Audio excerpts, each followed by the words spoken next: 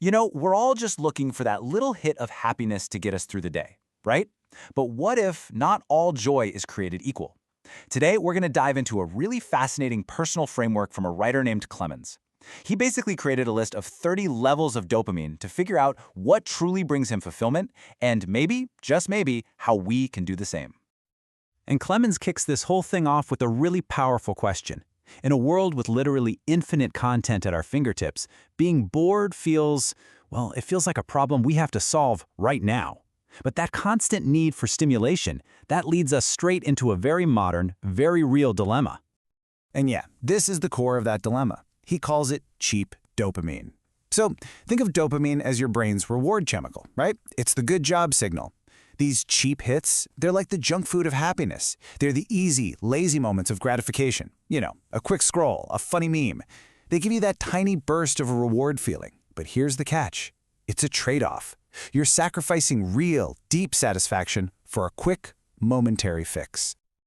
Okay, so let's start at the very bottom of the ladder with the first category, the easy hits that, fade just as fast as they show up.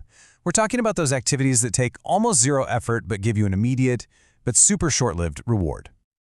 And look, these are all so relatable. We've all been there, right? That mindless scroll through reels or shorts, getting a quick laugh from a meme site, or even that tiny thrill of winning a daily game or nailing a risky little stock trade.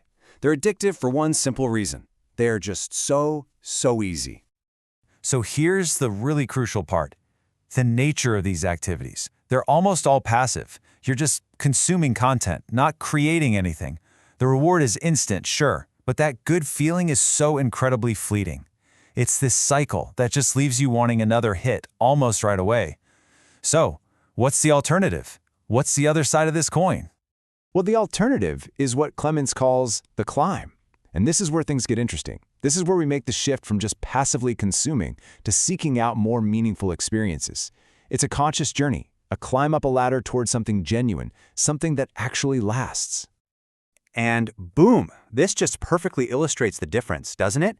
The climb is all about going from passive to active, from just consuming to actually creating. Now, the gratification, it isn't instant, it's delayed, but that's the whole point, because the reward you get in the end is lasting. It builds on itself. It creates a real, tangible sense of accomplishment. So here it is, the dopamine ladder, broken down into 4 key stages. It all starts with something simple, engaged consumption, just being more present. From there, we move up to active creation, actually making stuff. Then we climb to deep connection with other people. And at the very, very top, that's where we work towards a lasting legacy. So let's actually break down what these look like. Okay, that first step up, it sounds so simple, but wow, is it surprisingly hard. Just watching a whole movie without picking up your phone. From there, we start climbing into active creation. And hey, this isn't about becoming some master artist, okay? It's about the simple joy of absolutely nailing a karaoke song, or just doodling in a journal, or cooking a meal that someone genuinely says, wow, this is amazing. These little acts of creation, they feed the soul in a way that just consuming stuff never ever will.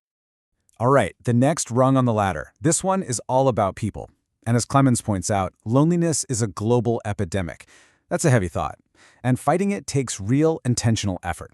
We're talking about sending a thoughtful message to a friend, not just a thumbs up, actively commenting on their posts, hosting a little party, or even helping someone out with their big idea.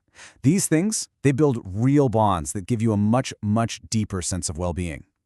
And now we're at the very top of the ladder. These are the legacy projects. These are the big ones, the high-effort, long-term goals that have an impact way beyond just us. We're talking publishing a book, building a business, or even just getting your affairs in order for the future. These aren't just items on a to-do list, they are foundations for the future, and they provide the absolute highest and most lasting rewards. But what drives all of this? Why climb the ladder at all? For Clemens, it all comes down to one single, really profound motivation: watching his daughter grow up. At the end of the day, all the achievements, all the rungs on the ladder, they're about building a stable foundation for her. And that's just a beautiful reminder, isn't it? That our deepest, most true fulfillment often comes when we're serving something or someone greater than ourselves. So after walking through this whole framework, the question naturally turns back to us, to you. How can we apply this kind of thinking to our own lives? It's time to start thinking about what's on your personal dopamine list. And here's the real challenge, right? To take an honest look at your day, your week. Where are you spending most of your time on this ladder? Are you kind of stuck at the bottom, just chasing those easy fleeting hits? Or are you making a conscious effort to climb? And hey, there's zero judgment here. This is just an opportunity to be a little more aware. And really, that's the ultimate takeaway here. This is not about denying yourself all simple pleasures.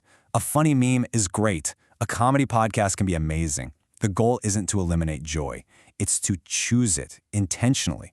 It's about finding that right balance between the cheap, easy dopamine and the harder-earned, deeply fulfilling kind that truly makes a life well lived. So, the only question left is, what will you choose?